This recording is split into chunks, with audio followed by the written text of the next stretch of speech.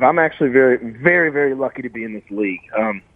I was still signed to my CFL team, and I called them about 2 weeks before the USFL draft. I was getting a little worried, or it might have been 1 week before because it was a time crunch for me.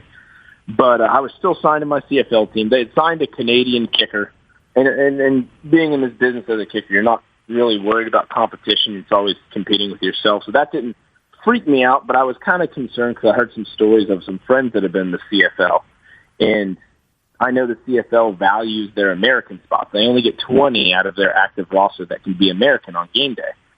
So I kind of called, and I was like, hey, I mean, I saw you sign the Canadian kicker. I love competition. I have no problem competing, but is this a situation where if I win in camp, you're going to give the job to him? And they're like, they told me basically yes. I mean, we're going to give the job to him because he is a Canadian, and we want that American spot for some skill positions. I don't blame them, but it put me in a bit of a bind because there was a camp for specialists. If you wanted to go to the USFL, you go to the camp and kind of try out to be in the draft. And I'd missed that, and I kind of told him, I was like, man, I mean, this USFL thing is really attractive to me. It's in my hometown. I mean, I'm back in the States playing pretty normal football again, not Canadian.